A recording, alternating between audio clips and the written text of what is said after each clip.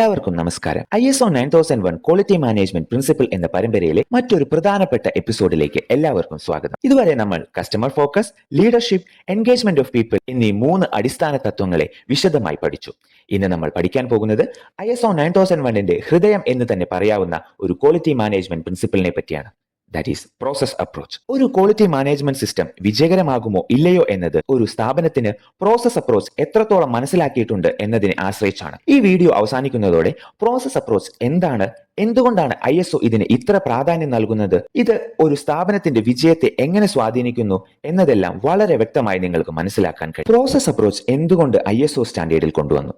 ആദ്യം ഒരു ചെറിയ ചരിത്രം നമുക്ക് നോക്കാം. 2000 മുമ്പുള്ള ISO സ്റ്റാൻഡേർഡ് പ്രധാനമായും ശ്രദ്ധിച്ചിരുന്നത് ഡോക്യുമെന്റേഷനെ ആയിരുന്നു. അന്ന് ഒരു വിശ്വാസമുണ്ടായിരുന്നു, ഒരു സ്ഥാപനത്തിൽ എല്ലാ കാര്യങ്ങളും നല്ല രീതിയിൽ പ്രൊസീജിയറിൽ എഴുതിയിട്ടുണ്ടെങ്കിൽ ആ സ്ഥാപനം നല്ല രീതിയിൽ പ്രവർത്തിക്കും എന്ന്. അതുകൊണ്ടാണ് കമ്പനികൾ നൂറുകണക്കിന് procedures, work instructions, manuals, forms എന്നിവയെല്ലാം തയ്യാറാക്കി വെച്ചിരുന്നത്. ഡോക്യുമെന്റേഷൻ വളരെ മികച്ചതായിരുന്നു. പക്ഷേ ഒരു വലിയ പ്രശ്നമുണ്ടായിരുന്നു. ഡോക്യുമെന്റേഷൻ ഉണ്ടെന്നതുകൊണ്ട് മാത്രം നല്ല റിസൾട്ട് ഉണ്ടാകുമെന്ന് ഉറപ്പില്ല. ഒരു ചെറിയ ഉദാഹരണം നമുക്ക് നോക്കാം. നിങ്ങളുടെ കയ്യിൽ ലോകത്തിലെ ഏറ്റവും മികച്ച ഒരു കേക്ക് റെസിപ്പി ഉണ്ടെന്ന് കരുതുക. വായിച്ചാൽ കേക്ക് ഉണ്ടാകുമോ? ഇല്ല. അതിനുവേണ്ട ശരിയായ ഇൻഗ്രീഡിയൻസ് വേണം, ശരിയായ ടെമ്പറേച്ചർ മെയിൻറ്റെയിൻസ് ചെയ്യണം, ആവശ്യമായ സമയം അത് ബേക്ക് ചെയ്യണം, റെസിപ്പി ഫോളോ ചെയ്യണം.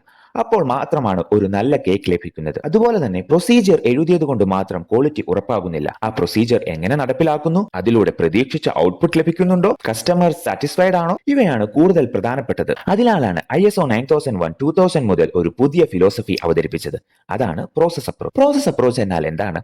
ISO വളരെ മനോഹരമായി പറയുന്ന ഒരു സ്റ്റേറ്റ്മെന്റ് ഉണ്ട്. Consistent and predictable results R achieved more efficiently and effectively when the activities are understood and manage as interrelated process. ഇത് വളരെ ലളിതമായി പറഞ്ഞാൽ ഒരു സ്ഥാപനത്തിലെ ഓരോ ജോലിയും ഓരോ പ്രോസസ്സാണ്. റിക്രൂട്ട്മെന്റ് ഒരു പ്രോസസ്സാണ്, സെയിൽസ് ഒരു പ്രോസസ്സാണ്, പ്ലാനിംഗ് ഒരു പ്രോസസ്സാണ്, പർച്ചേസിംഗ് ഒരു പ്രോസസ്സാണ്, പ്രൊഡക്ഷൻ ഒരു പ്രോസസ്സാണ്, മെയിൻ്റനൻസും ഒരു പ്രോസസ്സാണ്, ഇൻസ്പെക്ഷനും ഒരു പ്രോസസ്സാണ്. അതുപോലെ ഒരു എക്സ്റ്റേണൽ ഓഡിറ്റർ ഓഡിറ്റ് ഷെഡ്യൂൾ തയ്യാറാക്കുമ്പോൾ ഇന്ന് HR ഡിപ്പാർട്ട്മെന്റിനെ ഓഡിറ്റ് ചെയ്യാം എന്ന് പറയാതെ ഇന്ന് നമ്മൾ HR പ്രോസസ്സിനെ ഓഡിറ്റ് ചെയ്യുന്നു എന്നാണ് പറയുന്നത്. കാരണം ISO ഡിപ്പാർട്ട്മെന്റിനെ കാണുന്നില്ല, ISO കാണുന്നത് പ്രോസസ്സിനെ ആണ്. ഓരോ പ്രോസസ്സിനും ഒരു ഇൻപുട്ട്, ഒരു ഔട്ട്പുട്ട് ഉണ്ട്.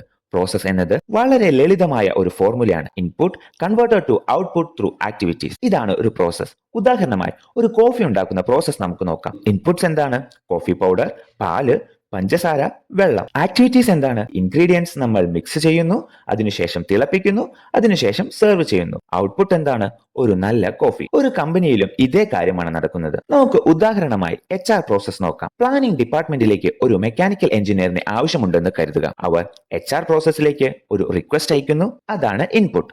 HR അതെന്ത് ചെയ്യും? അഡ്വർടൈസ്മെന്റ് നൽകും, ആപ്ലിക്കേഷൻ സ്വീകരിക്കും, ഇന്റർവ്യൂ നടത്തും, കാൻഡിഡേറ്റിനെ സെലക്ട് ചെയ്യും, ജോയിനിങ് നടത്തും. ഔട്ട്പുട്ട് എന്താണ്? ഒരു കോമ്പിറ്റന്റ് ആയ പ്ലാനിംഗ് എഞ്ചിനീയർ. ഇതാണ് പ്രോസസ്. പ്രോസസ് എന്നത് ഇൻപുട്ടും ഔട്ട്പുട്ടും മാത്രമല്ല. ISO മറ്റൊരു പ്രധാന കാര്യം കൂടി പറയുന്നു. ഓരോ പ്രോസസ്സും നമുക്ക് അറിയാം. ഈ പ്രോസസ് ആരാണ് ചെയ്യേണ്ടത്, എന്തെല്ലാം റിസോഴ്സസ് വേണം, ഏതെല്ലാം എക്യുപ്മെന്റ് വേണം, ഏത് പ്രൊസീജിയർ ഫോളോ ചെയ്യണം, പെർഫോമൻസ് എങ്ങനെ മെഷർ ചെയ്യും, സക്സസ് എങ്ങനെ വിലയിരുത്തും, റിസ്ക് എന്തെല്ലാമാണ്. ഇതെല്ലാം മനസ്സിലാക്കുമ്പോഴാണ് പ്രോസസ് കൺട്രോൾ സാധ്യമാകുന്നത്. ഓട്ടോമോട്ടീവ് ഇൻഡസ്ട്രിയിൽ ജോലി ചെയ്യുന്നവർ ടർട്ടിൽ ഡയഗ്രാം എന്ന പേര് കേട്ടിട്ടുണ്ടാകും. ഓരോ പ്രോസസ്സിനെയും ടൈറ്റിൽ ഡയഗ്രാം ഉപയോഗിച്ച് അവതരിപ്പിക്കാനാകും. ഇതിൽ സാധാരണ ഉൾപ്പെടുന്നത് എന്തെല്ലാമാണ്? Process input, process output, resources, machines, people, method, measurement, KPIs, monitoring, risk, opportunities. ഒരൊറ്റ ഡയഗ്രാം നോക്കിയാൽ പ്രോസസ് മുഴുവനായി നമുക്ക് മനസ്സിലാക്കാൻ കഴിയും. അടുത്തതായി നമുക്ക് ഈ വീഡിയോയിലെ ഏറ്റവും പ്രധാനപ്പെട്ട ഒരു ആശയത്തെ പറ്റി പറയാം. പ്രോസസ് ഒരിക്കലും ഒറ്റയ്ക്കല്ല പ്രവർത്തിക്കുന്നത്. ഒരു പ്രോസസ് മറ്റൊരു പ്രോസസ്സിനെ ആശ്രയിച്ചാണ് പ്രവർത്തിക്കുന്നത്. ഉദാഹരണമായി നമുക്കൊരു റിലേ റേസ് എടുക്കാം. ഓരോ റണ്ണറും ബാറ്റൺ അടുത്ത റണ്ണറിന് കൈമാറും. ഒരാൾ ബാറ്റൺ താഴെ വീഴ്ത്തിയാൽ മുഴുവൻ ടീമും തോൽക്കും. ഓരോ സ്ഥാപനവും ഇതുപോലെ തന്നെയാണ്. ഓരോ പ്രോസസ്സിന്റെയും ഔട്ട്പുട്ട് അടുത്ത പ്രോസസ്സിന്റെ ഇൻപുട്ടാണ്. അതുകൊണ്ട് ഒരു പ്രോസസ് ഫെയിൽ ആകുമ്പോൾ അതിന്റെ ഇമ്പാക്ട് പല പ്രോസസ്സിനെയും ബാധിക്കും. അടുത്തതായി വളരെ പ്രധാനപ്പെട്ട ഒരു ടോപ്പിക്കിലേക്ക് നമുക്ക് കടക്കാം. കസ്റ്റമർ എന്ന് കേൾക്കുമ്പോൾ നമ്മൾ ആദ്യം ചിന്തിക്കുന്നത് പുറത്തുള്ള കസ്റ്റമറിനെ ആണ്. പക്ഷേ ISO മറ്റൊരു കാര്യം പറയുന്നു. കസ്റ്റമർ എന്നാൽ ഇന്റേണൽ കസ്റ്റമർ ആകാനും കഴിയും. ഇന്റേണൽ കസ്റ്റമർ എന്നാൽ എന്താണ്? ഒരു പ്രോസസ്സിന്റെ ഔട്ട്പുട്ട് സ്വീകരിക്കുന്ന അടുത്ത പ്രോസസ്സിനെയാണ് ഇന്റേണൽ കസ്റ്റമർ എന്ന് പറയുന്നത്. ഒരു ഉദാഹരണം നോക്കാം. പ്ലാനിംഗ് പ്രോസസ്സിൽ പ്രോസസ്സിലേക്ക് ഒരു പ്ലാനിംഗ് എഞ്ചിനീയറിനെ വേണം.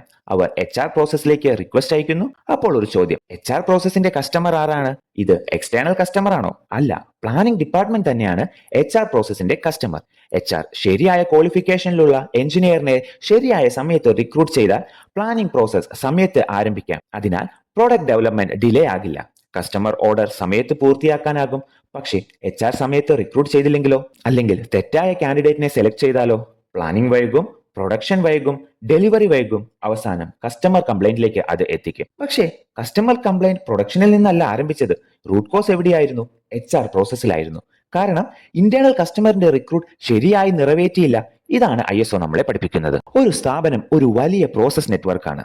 അതെ, ഒന്ന് ചിന്തിച്ചു നോക്കൂ. സെയിൽസ് പ്രോസസ് കസ്റ്റമർ റിക്വയർമെന്റിനെ സ്വീകരിക്കുന്നു, പ്ലാനിംഗ് പ്രൊഡക്ഷനെ പ്ലാൻ ചെയ്യുന്നു, പർച്ചേസിംഗ് പ്രോസസ് റോ മെറ്റീരിയൽസ് വാങ്ങുന്നു, പ്രൊഡക്ഷൻ പ്രോസസ് പ്രൊഡക്റ്റിനെ നിർമ്മിക്കുന്നു, ക്വാളിറ്റി പ്രോസസ് പരിശോധിക്കുന്നു, ലോജിസ്റ്റിക്സ് ഡെലിവറി ചെയ്യുന്നു, കസ്റ്റമർ സർവീസ് സപ്പോർട്ട് ചെയ്യുന്നു. ഇത് എല്ലാം ചേർന്നതാണ് ക്വാളിറ്റി മാനേജ്മെന്റ് സിസ്റ്റം. ഒരു പ്രോസസ്സിനും മറ്റൊന്നിൽ നിന്ന് വേർപിരിഞ്ഞ് പ്രവർത്തിക്കാൻ കഴിയുകയില്ല. അടുത്തതായി നമുക്ക് പ്രോസസ് അപ്രോച്ചിന്റെ പ്രധാന ഗുണങ്ങൾ എന്തെല്ലാമാണെന്ന് നോക്കാം. ഒരു സ്ഥാപനം പ്രോസസ് അപ്രോച്ച് ശരിയായ രീതിയിൽ നടപ്പിലാക്കിയാൽ സ്ഥിരമായുള്ള റിസൾട്ട് ലഭിക്കും, റീവർക്ക് കുറയും, വേസ്റ്റ് കുറയും, കമ്മ്യൂണിക്കേഷൻസ് മെച്ചപ്പെടും, ഓരോരുത്തരുടെയും റെസ്പോൺസിബിലിറ്റി വ്യക്തമായിരിക്കും, പെർഫോമൻസ് എളുപ്പത്തിൽ മെഷർ ചെയ്യാൻ സാധിക്കും, കസ്റ്റമർ സാറ്റിസ്ഫാക്ഷൻ വർദ്ധിക്കും.